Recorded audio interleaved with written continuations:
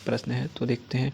Hindi Garhwali Roman रूप सहित अंग्रेजी शब्दकोश का निर्माण किया है, तो इसका आंसर हो जाएगा रमाकांत बेंजवाल व बीना बेंजवाल जी ने। आंसर घ। दीपावली उत्सव को गढ़वाली में कहा जाता है तो बग्वाल और कुमाऊनी में बगुआई।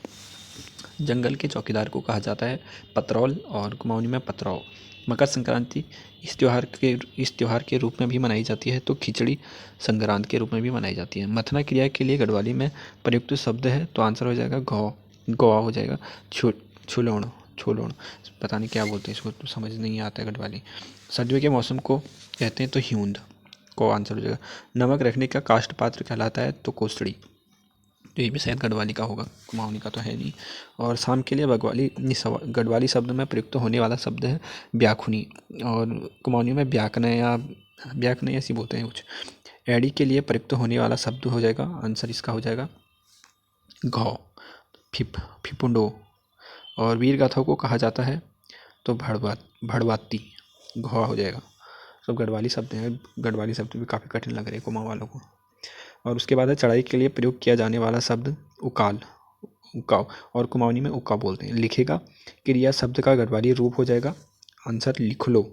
और पीला विशेषण के लिए गढ़वाली में प्रयुक्त शब्द होगा तो इसका आंसर हो जाएगा पिंगलो, आंसर गौ। और फिर उसके बाद हो जाएगा सांप को गढ़वाली में इस नाम से भी जाना जाता है घुरे, तो कौ आंसर हो जाएगा। और 15वां है निम्न में से किस भेड़ों पहेली का अर्थ मेवारी यानी मधुमक्खी है, तो मधुमक्खी किसका हो जाएगा, तो आंसर हो जाएगा गौ। छोटटी छोरियो मिठू कलियो। और फिर उसके बाद है 16वां, तो आग बबूला होने के समान भाव वाला मुहावरा कौन सा है, तो इसका आंसर हो जाएगा खौ। सॉरी यार इतने कठिन है ना सच में। खबाण बड़ाण।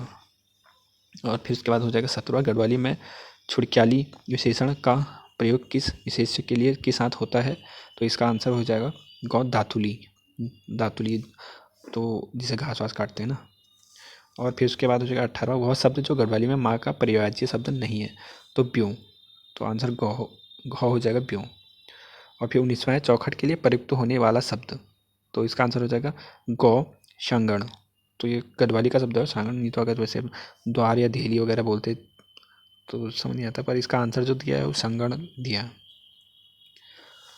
और फिर इसके बाद 20वां धीरे धीरे चल का गढ़वाली रूप होगा, तो माठू माठीठ, तो कुमाऊनी में भी माठू माठी बोलते हैं।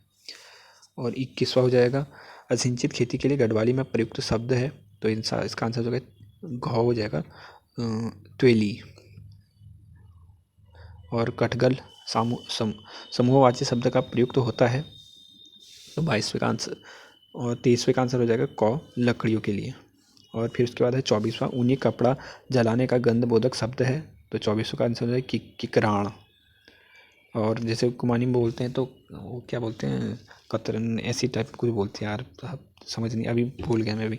और 25वें का आंसर होगा पारंपरिक लोक शैली के मकानों में भूतल का बाहरी बरामदा कहलाता है, तो इसका आंसर हो जाएगा घ हटिट। और 26वें का आंसर हो जाएगा ख। तो जब तैली बैग तब आली अकल लोकोक्ति में किसका महत्व समझाया गया है, तो इसका आंसर समय का बताया गया है कि जब मतलब कुछ वो होगा तभी जाके तुमको अकल आएगी। और भचाक लागण मुहावरे का अर्थ होगा, तो 27वां का हो जाएगा गौ हानि पहुंचाना। और 28वां है छील ड्वालन मुहावरे का अर्थ क्या हो जाएगा, तो इसका आंसर झगड़े की स्थिति पैदा करना। और फिर उसके बाद है 29वां, वह शब्द युग्म बताइए जो बाकी 3 शब्दों से भिन्न है, तो इसमें घैसो लिपि राजी खुशी रया ढाली बेटाली, और तो इसका आंसर हो जाएगा घ तीर ढीस। और 30वां है लास्ट, झाड़ी व सूखे पत्तों पर चलने के लिए प्रयुक्त होने वाला ध्यानार्थक शब्द है तो छिबड़ाट। तो यार मतलब सॉरी मैं पढ़ने में थोड़ा ऐसी आ रहा है क्योंकि शब्द बहुत ही कठिन है, तो मैं कुमाऊँ का हूँ और ये गढ़वाली शब्द हैं तो इसलिए थोड़ा दिक्कत आ रही है। तो जैसे भी हो आप देख लीजिएगा यार, मैं इसको रोक दूंगा, आप अच्छे से एक बार नोट कर लीजिएगा क्योंकि मुझे पता है आपको मेरा ऐसे समझ में तो आया नहीं होगा इतना।